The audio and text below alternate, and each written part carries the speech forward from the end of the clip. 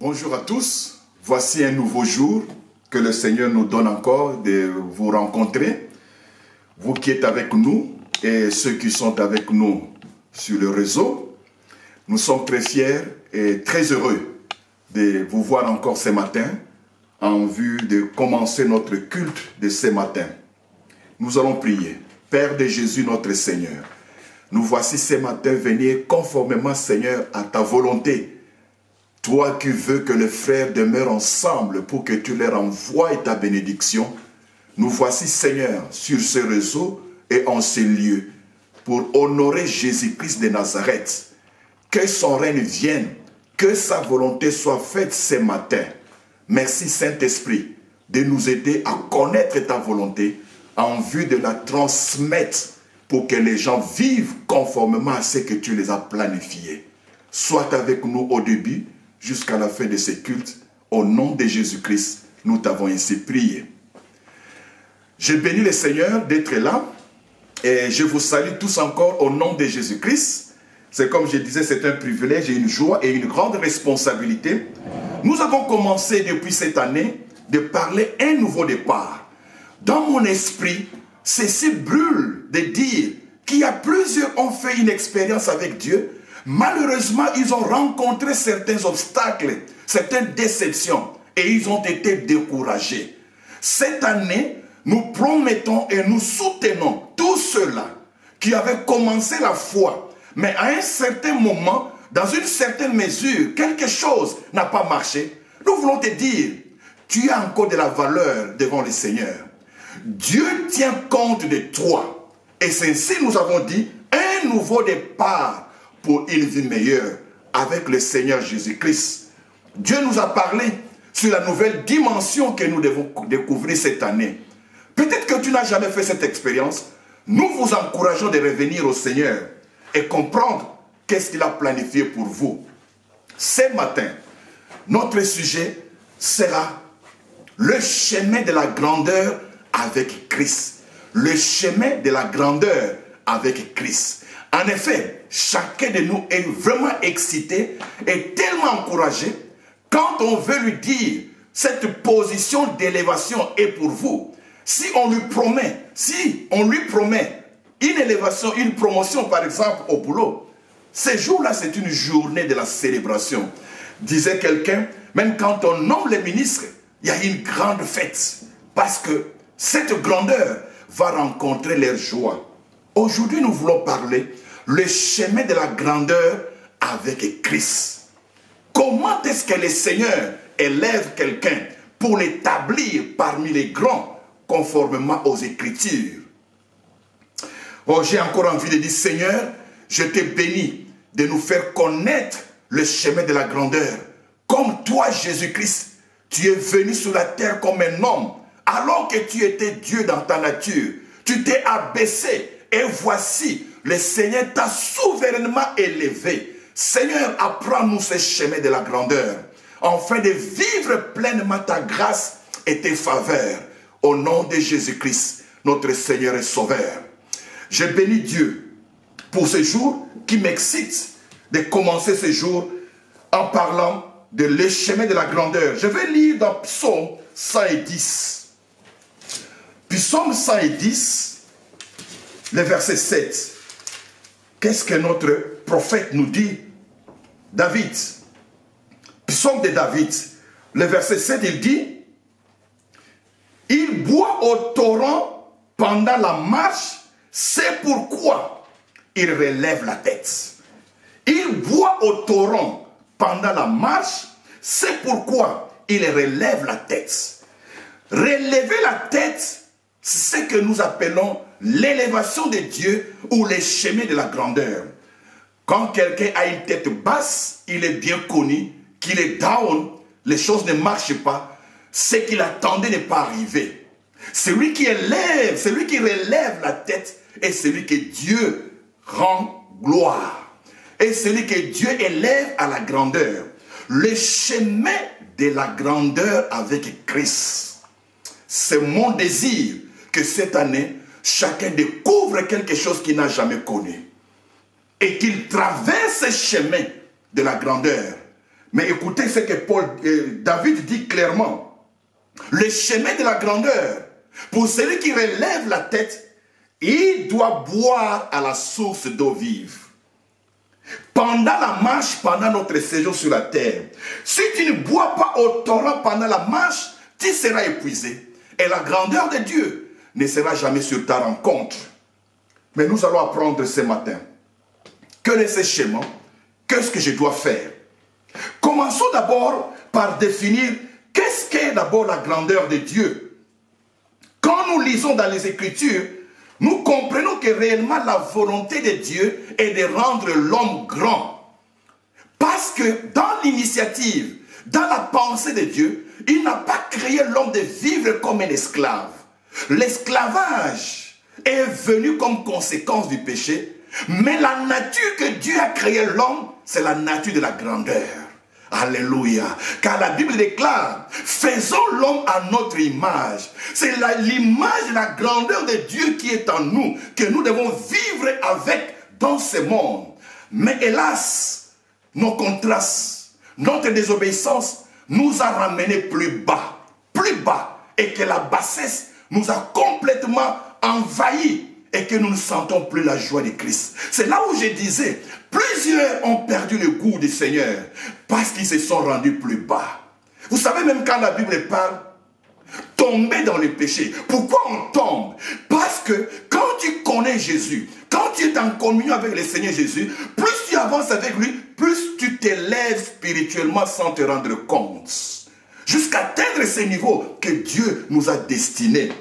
Et quand le péché arrive, il nous abaisse plus bas et nous perdons les ailes, nous perdons l'encouragement, nous perdons la motivation. Ce matin, que le Saint-Esprit te relève à remettre en toi le niveau de la grandeur qu'il t'a créé. Car il a dit, faisons l'homme à notre image, à la grandeur de Dieu. Et c'est ce message que je viens t'apporter ce matin, que Dieu t'a destiné pour la grandeur. Alléluia. Alléluia. Mais commençons d'abord à voir, pour comprendre la grandeur, il faut connaître d'abord la bassesse. Qu'est-ce que c'est la bassesse? La bassesse est un état de manquement, de privation. Quelqu'un est dans la bassesse quand réellement il est en dessous du minimum. J'étais surpris quand je lisais, en fait de comprendre le mot grand par, comment on dit encore, le dictionnaire. On me définit ceci. Un grand est celui qui dépasse la mesure moyenne ou la mesure ordinaire. Qui est grand? C'est celui qui dépasse la mesure moyenne ou la mesure ordinaire. Je dis, évidemment, la vie chrétienne, c'est une vie qui doit être au-dessus de la normale, au-dessus du grand nombre. En effet, la vie chrétienne, c'est une vie distinguée. C'est une vie qui se démarque du grand nombre. Nous ne devons pas vivre comme tout le monde. Une vie marquée par une supériorité. Une vie marquée à la hauteur. Dieu veut t'appeler ce matin de dire, mon fils, la qualité de vie que je veux que tu mènes, c'est une qualité de vie au-dessus, qui dépasse la moyenne, qui dépasse ce qui est ordinaire. Nous sommes des hommes ordinaires, mais qui accomplissons des choses extraordinaires. La vie ordinaire, c'est que tout le monde peut faire.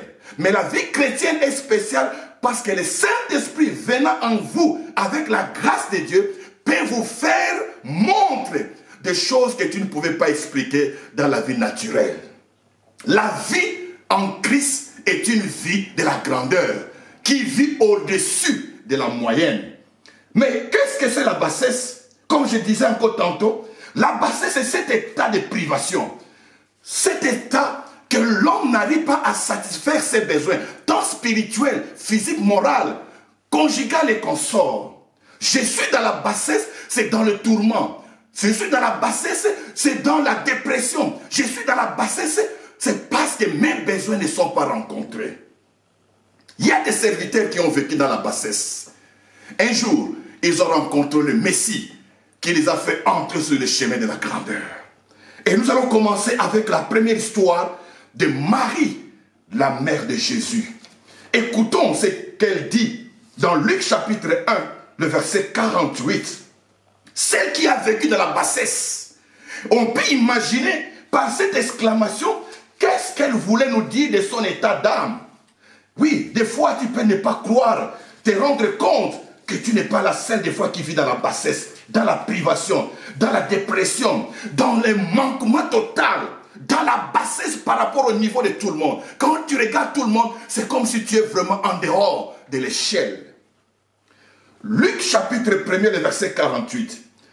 En effet, ici, c'est le cantique que Marie a chanté à Dieu après sa visitation par l'ange. Le verset 48 dit ceci. Car, parce qu'il a jeté les yeux sur la bassesse de sa servante, car voici désormais, toutes les générations me diront bienheureuse. Et si vous lisez vous-même à la maison, Luc chapitre 1, verset 39 et suivant, vous allez comprendre cette adoration que Marie a commencé à dire. En ce temps-là, Marie s'éleva et s'en alla en hâte vers les montagnes dans la ville de Juda. Elle entra dans la maison de Zacharie et salua Élisabeth. Et vous comprenez. Et alors elle s'écria d'une voix forte au verset 42. Tu es bénie entre toutes les femmes. Comment m'est-il accordé que la mère du Seigneur vienne me visiter?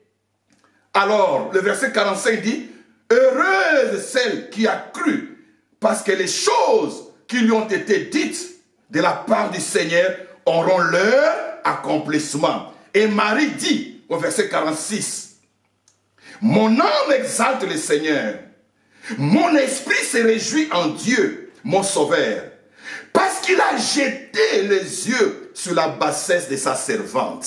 Alléluia. La Bible ne nous donne pas les détails de la vie de Marie avant son choix comme mère du Seigneur. Mais néanmoins, par cette adoration, Marie traduit son état.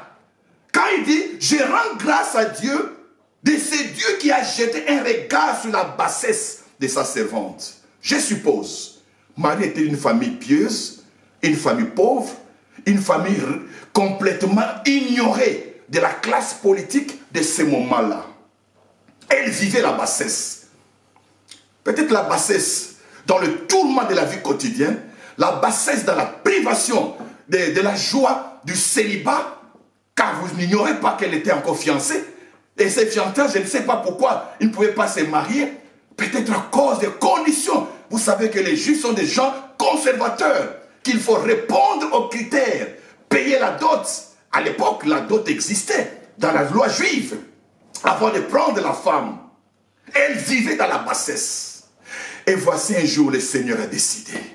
Le chemin de la grandeur a commencé. L'ange l'a visité. Tu es choisi entre toutes les femmes, car tu deviendras la mère du Seigneur. Sur toi viendra l'Esprit de Dieu, et tu seras enceinte et tu porteras un enfant que tu nommeras le nom de Jésus-Christ. Alléluia. La rencontre avec celui qui nous élève à sa grandeur. Dieu est venu rencontrer Marie dans son état de bassesse. Êtes-vous dans la même situation? Cette année, le Seigneur élève ta vie et tu entres dans le chemin de la grandeur. Et ta prière va changer pour dire, Seigneur, je te rends grâce parce que tu es venu briser l'état de ma privation. Tu es venu briser l'état de ma désolation. Oui, Seigneur, merci pour la joie du Saint-Esprit dans ma vie. Une année d'un nouveau départ. Le Seigneur renouvelle encore son engagement envers vous. Le Seigneur vient encore te rencontrer pour t'introduire dans ce chemin de la grandeur. Voici un exemple palpable. Quelqu'un qui vivait dans la détresse, dans la privation, dans la bassesse et qui dit, je rends grâce car Dieu a jeté un regard sur ma bassesse. Désormais, on m'appellera la bienheureuse. Désormais, on m'appellera la bénie. Oui, je le déclare au nom de Jésus-Christ. Que cette année 2022 soit une année de changement de statut. On t'a connu dans la bassesse, que le Seigneur te relève et te fasse entrer dans le chemin de la grandeur. Au nom de Jésus-Christ. Car il n'y a en lui aucune injustice, ni considération des hommes, ni favoritisme. À quiconque croit au Seigneur, Dieu leur accorde le même privilège. Le deuxième exemple de quelqu'un qui a vécu dans la bassesse, dans l'effacement, et que Dieu a introduit dans la grandeur. Comme dit Marie, désormais tout le monde m'appellera la bienheureuse, la bénie, celle qui a trouvé grâce devant le Seigneur. Pourquoi pas moi et toi? Écoutez le deuxième témoignage. David, le roi d'Israël, l'homme selon le cœur de Dieu. Cet homme n'a pas été connu. Le jour même que le prophète devait choisir le roi, on l'avait oublié. Petit parmi tous. Samuel même s'est dit, le géant de la famille, c'est celui-là le roi. Et Dieu lui dira, non, je l'ai rejeté. Et tout le monde était rejeté et il n'y avait plus personne. Et Samuel va dire, n'as-tu pas un autre enfant? Parce que le Seigneur m'a convaincu que le roi d'Israël doit sortir de ta famille.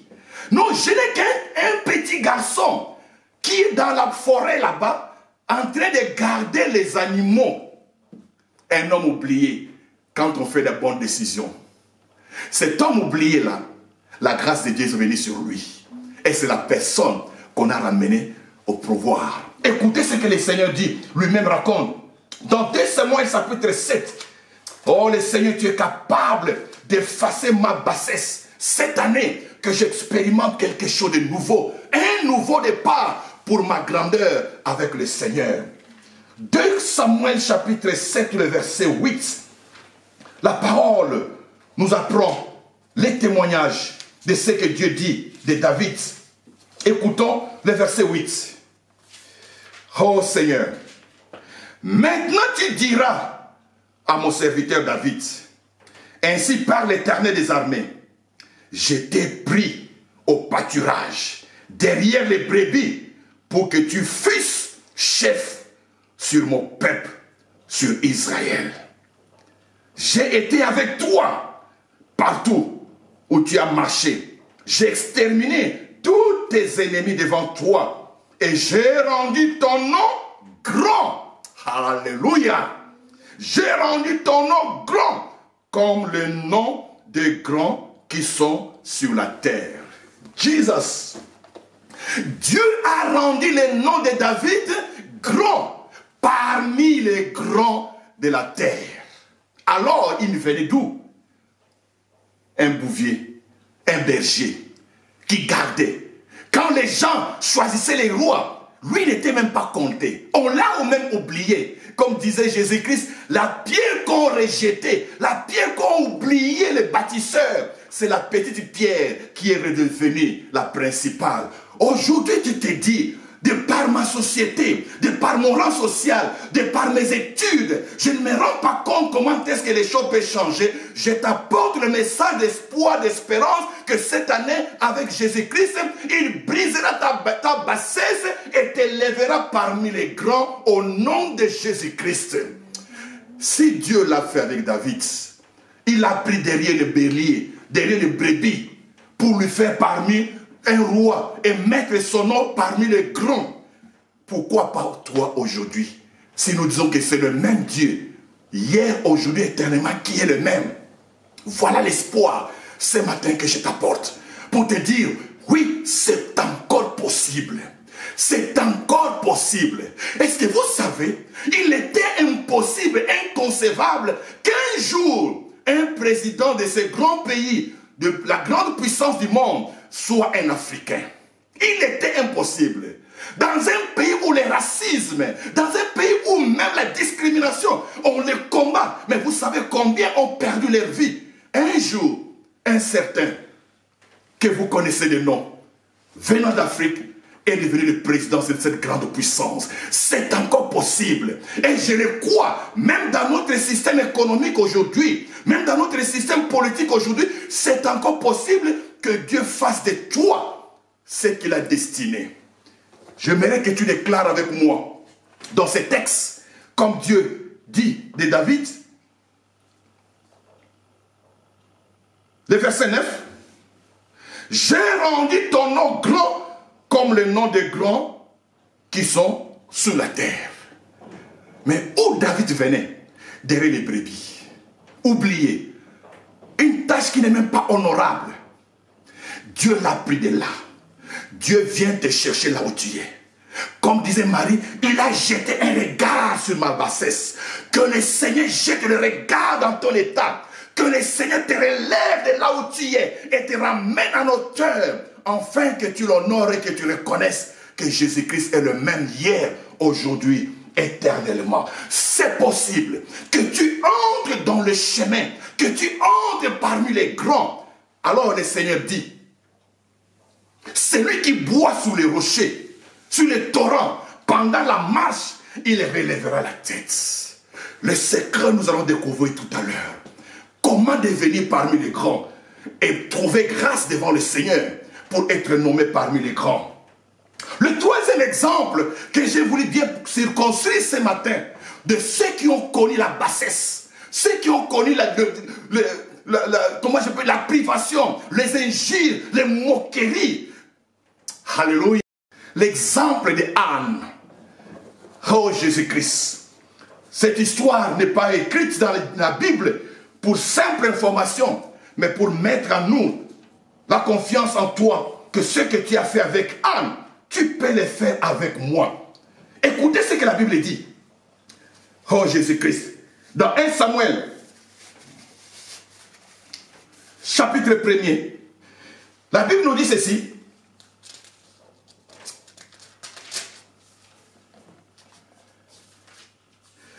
Samuel chapitre 1er,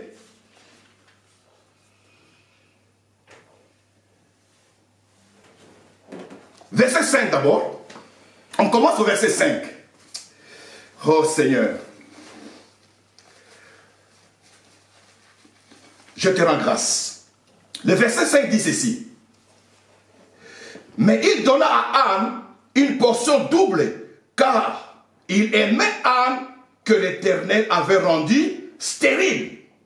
Sa rivale lui prodiguait de mortification pour la porter à s'irriter de ce que le Seigneur l'avait rendu stérile.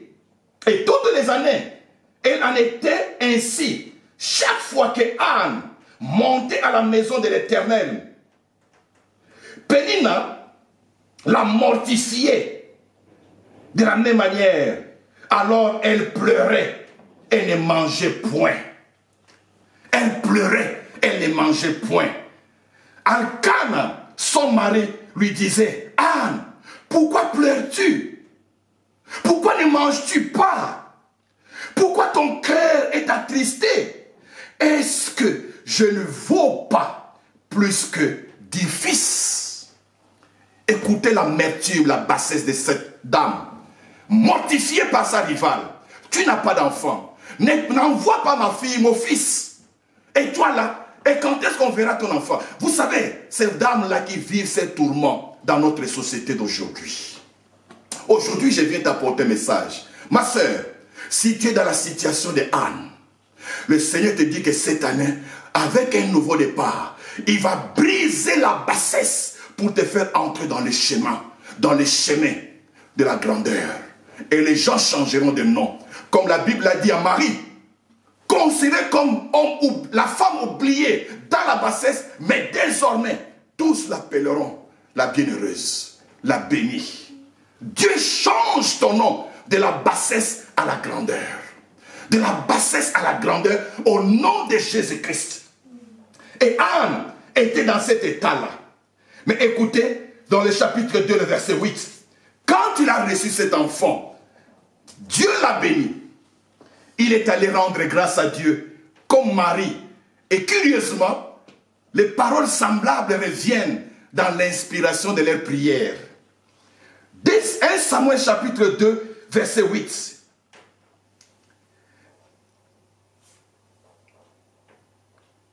De la poussière, il retire les pauvres. Du fumier, il retire les indigents. Pour les faire asseoir avec les grands. Il leur donne en partage un trône de gloire. Alléluia. Car à l'Éternel sont les colonnes de la terre. C'est sur elle qu'il a posé le monde. Anne dit ceci. Oh, j'étais stérile, les gens se moquaient de moi. Mais Seigneur, tu as jeté un regard sur moi. Il dit même ceci. Seigneur, de la poussière, tu m'as retiré pour me faire asseoir avec les grands dans les étables, dans les palaces. Et tu m'as donné une part sur le trône de gloire. De la poussière à la grandeur. De la poussière à la grandeur. De la bassesse à l'élévation. C'est possible que Jésus-Christ te rencontre cette année. Sur ton chemin, afin qu'il te fasse connaître qu'il est ce Dieu qui agit avec Anne, qu'il est ce Dieu qui agit avec David, qu'il est ce Dieu qui agit avec Marie. Il est le même hier, aujourd'hui, éternellement. Oui, le chemin de la grandeur existe. C'est possible que tu commences une nouvelle année, 2022, que ton histoire change avec la grâce de Dieu. C'est ainsi que je voudrais bien te montrer que, bien que ses amis ont vécu dans la bassesse, un jour ils ont rencontré le Messie. Aujourd'hui, je crois que Dieu vient aussi pour te rencontrer, afin que tu puisses changer de nom et tu deviennes parmi ceux-là. Quelle est la base de notre élévation? D'où vient la force de notre élévation? Est-ce que ce sont nos efforts? Est-ce notre contribution? Comment se passera-t-il? La première chose que j'aimerais te dire aujourd'hui, la base de notre élévation est le travail de Jésus-Christ sur la croix. Que Jésus-Christ a tout accompli comme sacrifice, comme prix, pour que tu quittes de la bassesse à la grandeur. Et Jésus nous dit, dans son travail qu'il a fait pour nous, il nous a déjà élevés spirituellement pour nous faire asseoir sur le trône avec les grands, comme chantait Anne dans sa louange. Dans Éphésiens chapitre 2, le verset 6, la Bible dit clairement que voici, nous qui sommes en Christ, qui ont cru en Jésus-Christ et qui ont accepté l'œuvre de la foi, qu'est-ce qui nous est arrivé? Il nous a ressuscités ensemble et nous a fait asseoir ensemble dans le lieu céleste en Christ, afin de montrer dans les siècles à venir l'infinie richesse de sa grâce par sa bonté envers nous en Jésus-Christ. Ah, Jésus-Christ, je te rends grâce. Parce que je crois, cette parole qui a été déclarée est certaine. Voici ce que la parole dit. Dieu nous a pris de la bassesse du péché et il nous a élevés pour nous faire asseoir où? Sur le trône avec lui, à la droite de Dieu. Spirituellement, tu as déjà été élevé du moment que tu as accepté qui? Jésus-Christ dans ta vie. Et ceci ne reste qu'un temps pour traduire ta position spirituelle dans ta vie physique aujourd'hui. Une expérience que j'ai connue, que je continue encore à comprendre. L'élévation commence spirituellement, avant que ça se traduise physiquement. Il peut t'arriver aussi des fois à veiller, plutôt à rêver, que tu fais des exploits spirituels. Mais physiquement, ça n'arrive pas. C'est juste pour te dire, tu es sur le bon chemin. Mais si même au niveau de tes rêves, tu ne vois pas l'exaltation de Dieu, il faut encore te poser des questions que nous allons résoudre tout à l'heure. Spirituellement, la Bible dit, tous ceux qui ont connu, qui ont accepté Jésus-Christ, Dieu les a ressuscités et les a fait asseoir sur les auteurs. Nous sommes déjà élevés en Christ par Jésus-Christ notre Seigneur. Et ce qui reste, c'est la manifestation de cette élévation. C'est la traduction de ce que Dieu a déjà accompli pour notre vie. C'est pourquoi nous devons dire ceci, que l'élévation que nous parlons ici n'est pas l'œuvre de ma propre conviction, mais c'est l'œuvre de Dieu, qui est la volonté de Dieu. Si Dieu nous a élevés spirituellement, jusqu'à nous faire asseoir sur les auteurs, sur le trône, qu'est-ce qui lui est difficile? Qu'est-ce qui lui est impossible pour les choses matérielles, pour la vie matérielle, pour la vie sociale, pour la vie professionnelle? Mon frère, Je crois que Jésus-Christ est capable, parce qu'il m'a déjà rendu capable d'entrer dans le royaume de Dieu, d'entrer sur le trône. Spirituellement, mon esprit est déjà sur le trône. Je suis déjà élevé. Et continue à louer Dieu pour cette élévation. Et tu le verras s'accomplir dans ta vie physique. C'est pourquoi nous voulons maintenant parler. Quelles sont les actions à faire pour entrer dans le chemin de la gloire de Dieu? Que dois-je faire, pasteur, pour que j'entre dans la gloire de Dieu, comme Marie, comme David, comme Anne? Voici quelques décisions à prendre. Que dois-je faire? La première chose, nous allons commencer par étudier les secrets de Anne. Quel était le secret de Anne? Pour qu'il déclare, Dieu, tu m'as pris de la poussière et tu m'as fait asseoir parmi les grands. Alléluia. 1 Samuel chapitre 1er, le verset 12. 1 Samuel chapitre 1er, le verset 12.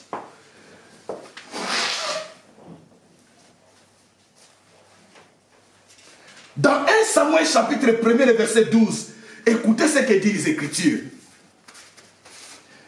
Oh Seigneur, apprends-moi ces secrets pour que ça devienne aussi mienne, cette expérience. 1 Samuel chapitre 1er, le verset 12 dit ceci. Je vais lire. Le verset 12.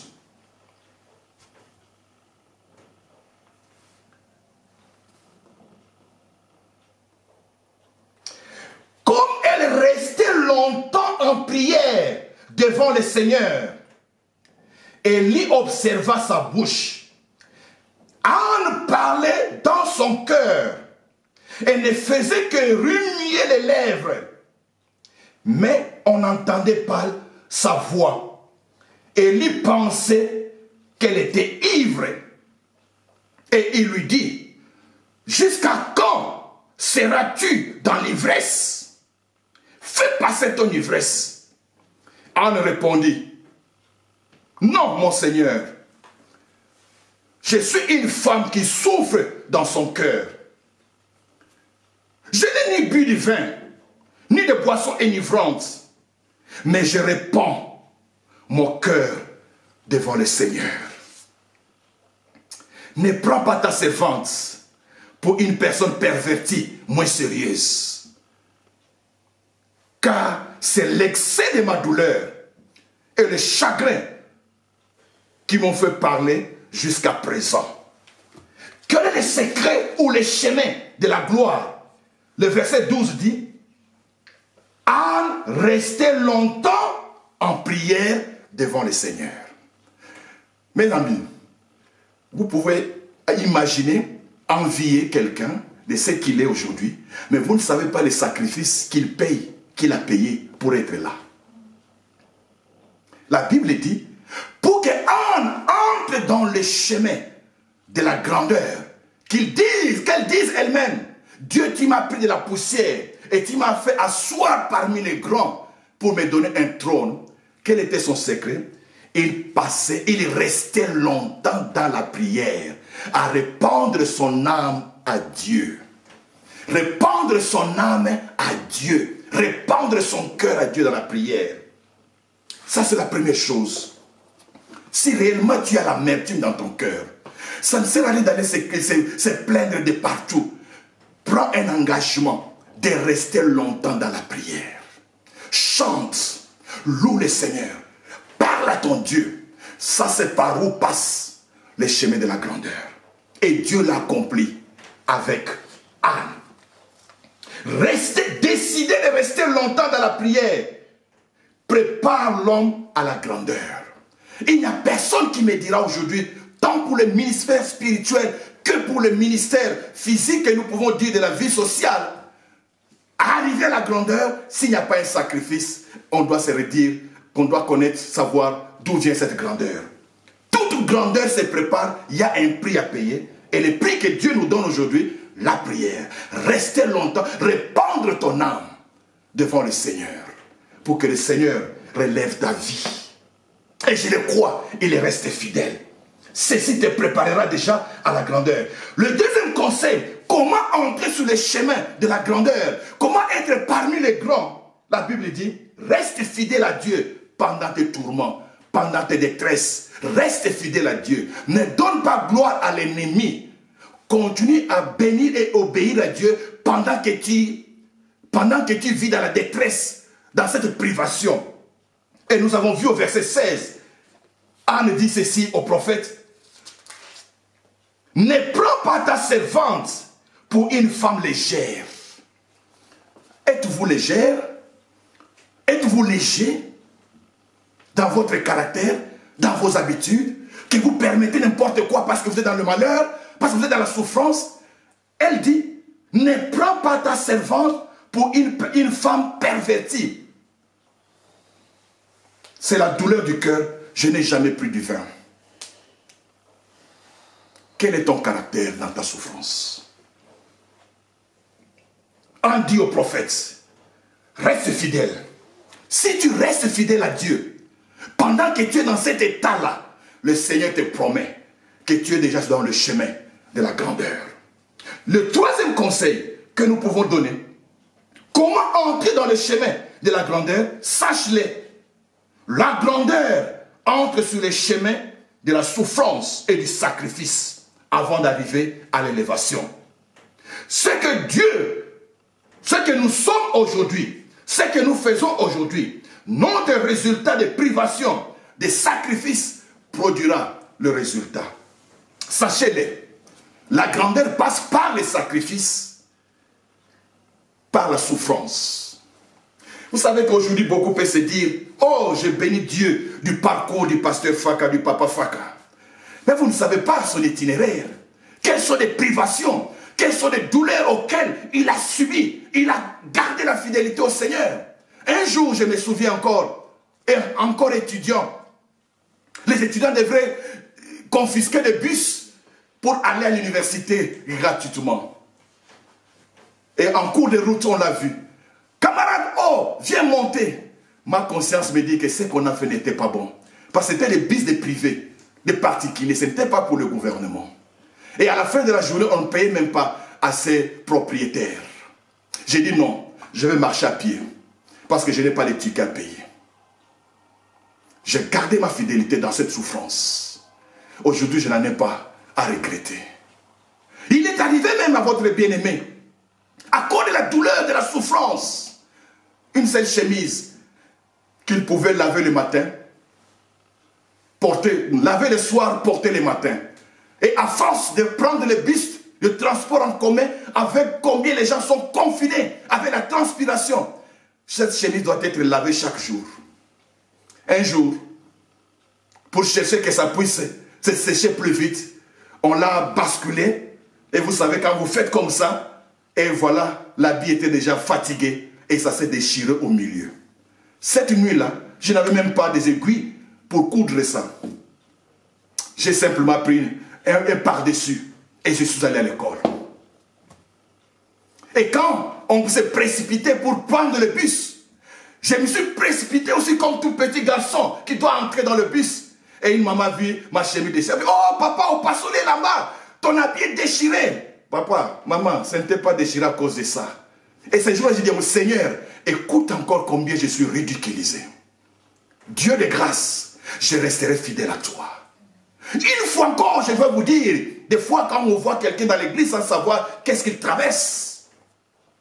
J'avais un petit ketch que j'allais à l'école. Et ce ketch était déchiré. En effet, le basket, on ne répare pas. Quand ça se déchire, on jette. Je suis allé au petit marché du Grand du Boulot qu'on parlait dans le Kingabois, ramasser des petits civicuires et pour mettre dessus. Et vous savez mon secret? J'arrivais tôt à l'université, vers 6 heures, où il n'y avait pas beaucoup de gens. J'entrais dans l'auditoire, je restais là, jusqu'à ce que la journée va terminer. Le cours de l'après-midi, quand les gens sortent à midi, moi je restais dans l'auditoire. Et je devrais être la dernière personne de sortir de l'auditoire parce que je me disais comment je vais marcher avec un ketch réparé de cette manière. Et je sentais dans mon cœur, réjouis-toi, il y a un avenir. Dieu regarde ta bassesse et il prépare la grandeur pour ta vie. Aujourd'hui, votre bien-aimé peut se réjouir que réellement ce Dieu est fidèle. Nous ne venons pas pour faire croire aux gens que ces choses sont restées dans l'époque du passé, mais nous sommes là pour donner un témoignage vivant, pour dire que c'est possible. Que Dieu jette un regard sur ta bassesse et qu'il te relève et t'introduit parmi les grands. Oui, il a fait de ton frère, il peut le faire avec toi. C'est possible. Je vous l'avais même dit l'autre fois. Ne vous dites pas parce que je n'ai pas des amis dans les écoles ou dans les entreprises. Si c'est Dieu qui veut t'élever, il le fera obligatoirement. Je vous avais dit la fois passée. Mon dossier est entré et on m'a dit que non, tu n'as pas rempli les conditions. On a jeté et finalement c'est tombé à la porte. Le chef de bureau a vu. Il dit mais cet homme je peux le secourir. Il m'appelle. Mais pourquoi tu n'as pas mis la lettre d'invitation ou bien de motivation? Je vais te sauver. Écris et rends-moi. Aujourd'hui, votre frère s'est retrouvé quelque part. C'est possible. Je viens parler d'une histoire vécue, de la bassesse à la grandeur. Dieu jette le regard sur la bassesse de sa servante. Et désormais, tous l'appelleront la bienheureuse. Aujourd'hui, c'est ton cas. Je vais t'apporter ce message pour que tu croies que c'est possible, que Dieu peut te relever d'où tu es tombé, d'où tu es, dans quel état tu es. Il peut te relever, c'est possible, parce que notre Dieu est fidèle. Alléluia. Oui, mais il faut savoir, il y a un prix à payer. Restez fidèle pendant ce temps que vous êtes dans le tourment. Et la Bible nous donne un bon conseil avec Jésus-Christ. Si bien que Jésus-Christ était une mission, il s'est dépouillé de sa grandeur. Il est devenu comme un homme pour nous donner un exemple. Il est venu nous donner l'exemple que de la bassesse, Dieu peut te relever. Vous savez ce que parle Philippiens chapitre 2. Existant en forme de Dieu, il n'a pas regardé être égal à son Dieu. Mais il s'est abaissé, il s'est humilié. Il a obéi à Dieu jusqu'à la mort. Et le verset 9 dit, et Dieu l'a souverainement élevé, le plaçant au-dessus de tout nom qui peut se nommer. Alléluia. Cet exemple est pour montrer que Dieu peut te prendre de la bassesse et t'élever. Dans Ésaïe 53, le verset 10 au verset 12, qui trace un peu la vie de Jésus-Christ, il dit ceci. Il a plu à l'Éternel de le briser par la souffrance. Après l'avoir livré au sacrifice pour les péchés, il verra une postérité et prolongera ses jours. Et son œuvre, et l'œuvre de l'Éternel prospérera entre ses mains. À cause du travail de son âme, il rassasiera ses regards. Et par sa connaissance, mon serviteur justifiera beaucoup d'hommes. Et il se chargera de toutes leurs iniquités. Ça, c'est la partie spirituelle de Jésus-Christ. Écoutez, quand vous acceptez les sacrifices avec Jésus-Christ, le verset 12 nous dit ceci. C'est pourquoi je lui donnerai sa part avec les grands. Je lui donnerai sa part avec les grands. Si tu souffres avec Jésus et tu restes obéissant pendant ta souffrance, la Bible te dit, Dieu te donnera la part avec les grands. Amen. Le Seigneur est fidèle. Reste fidèle dans ta souffrance. Dieu jettera un regard sur votre vie. Un quatrième conseil que je peux donner ici, la discipline spirituelle pendant le moment de bassesse. Pendant le moment de bassesse, la discipline spirituelle. C'est ce que nous avons lu dans l'introduction. Dans Psaume 110, verset 7, la Bible dit, il boit au torrent pendant la marche, c'est pourquoi il relèvera sa tête. Ta tête se relèvera à la grandeur si tu bois à la source. Ta communion avec Dieu, ton intimité avec Dieu, ton moment de prière, ta méditation, ta louange, ton adoration, ces moments que tu passes avec Dieu, ne les diminue pas à cause de ta souffrance. Augmente-les plutôt et cela produira en vous quelque chose de différent. Car quand tu es abrévé à la source, qui est Dieu lui-même, il fortifiera, il te donnera la force. Tu n'auras même pas de regard inquiet. Papa Fak, on le voyait un homme gentil, un homme gai. Mais des fois, les gens ne savaient pas ce qu'il passait dedans. Cette force-là ne venait que à cause de la prière. Je me souviens une fois, même ma femme, à l'époque fiancée, venait. Oh non, nous avons veillé. Ah ouais, je vais t'accompagner à la veillée. Arrivé au lieu du culte, mais l'église était vide. Il dit, où sont les gens? Il dit, mais oh, qui s'y cherche? Les gens sont là et nous allons visiter, nous allons participer à la veillée. Ils pouvaient organiser des veilles, des prières seules dans l'église. Et des fois, tout le monde ne le savait pas. C'est la vie privée en Christ. Le secret, savoir sacrifier et discipliner ta vie. Les jours que le Seigneur montre cela aux yeux de tous, les gens seront étonnés. Combien de fois tu veillais seul? Ou avec ton ami? Pour répandre ton cœur à Jésus-Christ. C'est possible encore aujourd'hui. Je vous le dis parce que je suis le témoin oculaire. La discipline spirituelle, celui qui boit au torrent relèvera sa tête. Est-ce que tu bois au torrent Jésus-Christ dans sa parole? Car la Bible dit, la parole de Dieu est une nourriture. L'homme ne vit pas que de pain, mais aussi de toute parole. La louange de Dieu. Le lait, comme la Bible dit, la parole de Dieu est comme du lait. Combien de temps tu passes avec ton Dieu? Comment tu soignes ta relation personnelle avec Jésus-Christ? Sois discipliné. Ne manque pas à tes rendez-vous spirituels. Ceci te préparera à relever ta tête. La Bible parle sixièmement, ne recule pas devant l'obstacle. Ne recule pas devant l'obstacle. Quand tu es dans ces moments-là, ça ne veut pas dire que tu as croisé les mains, tu as atteint le secours de Dieu comme la manne qui va tomber du ciel. Non, non, je participe. Je participe. Je suis allé même à chercher la bourse dans des universités, dans des banques, plutôt je voulais dire dans les ambassades, et je n'ai pas trouvé. Je ne suis pas resté là-bas. Et je me suis efforcé de faire quelque chose pour que cette bassesse-là soit brisée. Ne recule pas devant l'obstacle. Ne recule jamais. J'étais édifié dans l'exemple que la Bible me donne dans Job 39, en nous donnant un exemple d'un animal qui ne recule jamais, même quand il entend le son de bruit de la guerre.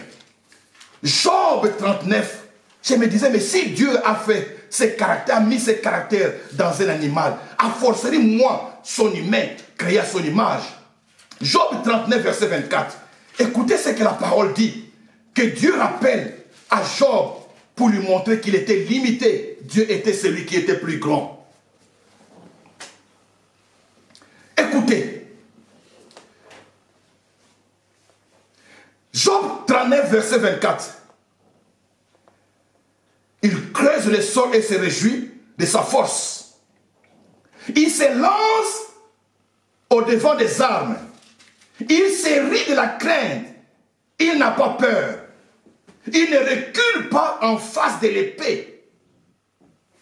C'est sur lui retentit le cargouat, brille la lance et les javelots, bouillonnant d'ardeur, il dévore la terre et il ne peut contenir au bruit de la trompette. Quand la trompette sonne, il dit en avant. Quand la trompette sonne, il dit en avant. Quand la trompette sonne, il dit en avant. Mon ami, permettez-moi d'apprendre que cet animal ici, quand il entend des sons de bruit, de la guerre, des picotements des armes, il dit à son chef en avant. Il n'a pas peur des picotements de la balle ou des balles. Ne recule jamais devant l'obstacle. J'apprends encore de mon patriarche qui dit, je deviens plus dur que le rocher, que le roc, quand l'ennemi cherche à me décourager par des circonstances qui m'entourent, par la vie de mes enfants. Mais j'ai dit, Seigneur, moi je resterai fidèle à toi. Je resterai fidèle à toi. Je ne recule pas aux provocations de l'ennemi. Je ne recule pas au nom de Jésus-Christ. Et je me suis dit, Seigneur, si tu as rendu capable un animal, qui ne recule pas au bruit de javelots, au bruit de balles, de quoi je ne sais, de picotements de balles. Pourquoi moi, Seigneur, je peux reculer quand les intimidations, quand la résistance, quand l'échec arrive et je puisse dire, oh, tout est fini. Non. l'échec est une occasion de connaître une deuxième fois que Dieu a préparée pour vous. Ne recule jamais. Gardez, le 6e conseil, gardez l'onction de Dieu pendant la bassesse. Ceci te prépare à l'inspiration et à la révélation pour conduire à la grandeur. Tu as besoin de l'inspiration, de la révélation pour te conduire sur le chemin de la grandeur. Vous savez, frère, cette leçon m'a toujours revenu, mais je ne sais pas pourquoi le Saint-Esprit me met toujours à cœur. Jacob, ces jours-là, que son grand frère revient de la chasse sans rien avoir, et lui a fait simplement la soupe, comment on appelle encore, des petits pois, des haricots. Et son grand frère lui dit, donne-moi à manger, j'ai faim, je n'ai rien attrapé aujourd'hui. Ces jours-là, une inspiration qui vient de quelque part, entre guillemets de Dieu. Si tu veux que je te donne ma soupe, vends-moi ton autorité, qu'aujourd'hui je deviens le droit de naissance, que je deviens aîné et toi tu deviens mon cadet. D'où venait cette inspiration? Et tout est parti de là, que c'est Jacob qui a pris la bénédiction, parce qu'Ésaü avait déjà vendu son droit de naissance. Cette sagesse-là est venue d'où? Cette sagesse-là, Jacob était déjà limité que, n'étant pas aîné, il ne pouvait pas bénéficier de cette bénédiction-là, de l'héritage. Mais la révélation de Dieu lui a dit, je peux briser cette limitation naturelle. Tu achèteras le droit de ton frère qui est inconcis, qui est indécis. Et cette expérience, cette sagesse est venue, et voici, Jacob est devenu l'héritier. Tu as besoin de garder la communion avec le Saint-Esprit pour qu'il t'inspire. Quel est le chemin? Quel est le chemin de ton élévation? Quelle est la révélation de ta grandeur? C'est possible, je le crois encore, ce Dieu-là est capable de t'inspirer quelque chose. C'est possible. Oui, mon frère, la Bible dit, ces jours-là, Samson ne savait pas que Dieu avait déjà quitté, parce qu'il avait brisé la communion avec Dieu. Et Juge chapitre 16, verset 20 dit, et Samson s'écria, je me lèverai et je m'en tirerai comme les autres fois. Mais il ne savait pas que Dieu s'était déjà retiré de lui. Au lieu de la grandeur, c'est la bassesse qui lui est venue et on l'a tué. Pourquoi? La communion. La communion avec Dieu. Notre communion n'est rétablie que de ne pas garder un péché non confessé. Et de continuer de marcher toujours dans la crainte de l'Éternel. Le Saint-Esprit t'inspirera les chemins à prendre pour ton élévation.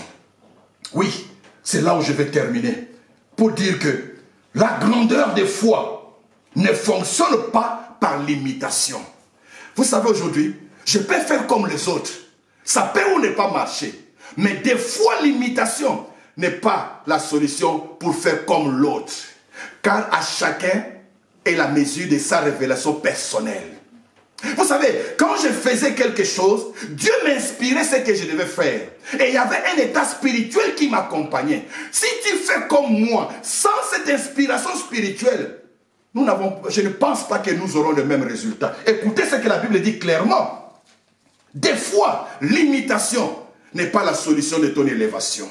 De faire comme tout le monde, de faire comme les uns ont fait. Attends le Dieu qui te révèle ta propre mission. Hébreux chapitre 11, le verset 29. Écoutez ce qu'il dit.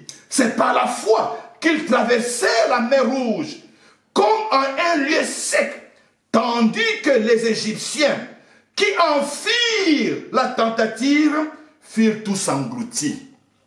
Tandis que les Égyptiens qui imitèrent les Israélites de marcher aussi à sec dans la rivière, dans la mer, tous ont été engloutis. Car ce passage était sous la promesse. Si tu n'as pas la promesse, tu ne pourras pas traverser. Alléluia. Il y a des choses que j'ai fait qui réussissent parce qu'il y a une bénédiction au-dessus de ma vie telle que Dieu m'a parlé. Je suis ici parce que c'est Dieu qui m'a envoyé par rapport à sa mission. Mais si tu veux aussi commencer à chercher une bourse, à chercher aussi un visa pour que tu arrives où je suis, des fois ce n'est pas ça que Dieu veut de toi.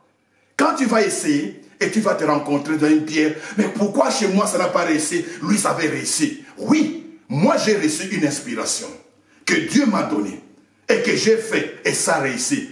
Bénis Dieu pour ça et dites à Dieu, Seigneur, révèle à moi aussi quelle est mon expérience. Des fois, je sais bien, l'imitation peut marcher, faire comme les autres. Mais je vais vous inviter aujourd'hui, pas forcément de suivre ce que les uns font. Demande à Dieu cette inspiration pour que tu en sois dans ta promesse. Oui, mon frère, je veux bien clôturer pour ce matin et prier. Tu as essayé, mais peut-être vous n'avez pas encore reçu la révélation pour votre vie. Ce matin, j'aimerais que le Seigneur te révèle le chemin de la grandeur. Mais le grand secret, c'est ce que David disait. Celui qui boit au torrent relèvera la tête. Quand tu bois au torrent, dans la méditation, dans la prière, des fois avec gêne, dans l'adoration, avec Dieu, il te révélera le chemin de ta grandeur. Il l'a fait avec David. Il était derrière le bouvier. Il était le bouvier. Derrière les animaux. Il est devenu le roi. Marie l'a dit. Seigneur, tu as jeté un regard sur ma bassesse. Cela nous traduit quel était son état social. Quel était son état mental. Elle était dans la bassesse. Et Dieu l'a visitée. Et aujourd'hui, nous l'appelons la bienheureuse. David, l'homme selon le cœur de Dieu. Anne, celui qui a dit de la poussière, il m'a relevé pour me faire asseoir parmi les grands. C'est possible que ta vie aussi change. Cette année, tu te dis, Seigneur, je vais mettre de l'ordre dans ma vie. Ma discipline avec le Seigneur. Ma fidélité dans mes engagements. Le Seigneur est juste et fidèle, car il n'est pas injuste pour oublier vos bonnes œuvres, vos actions que vous faites pour lui.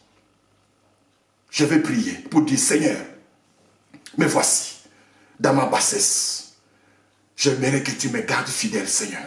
Cette bassesse, des fois, m'attire de t'abandonner, me pousse de devenir infidèle.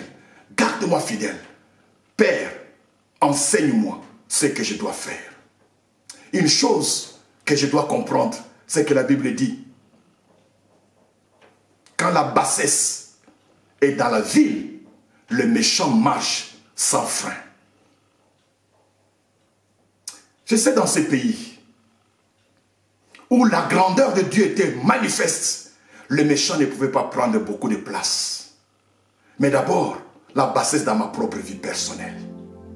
Aujourd'hui, le Seigneur te promet, je suis là pour te relever, afin de te faire asseoir parmi les grands.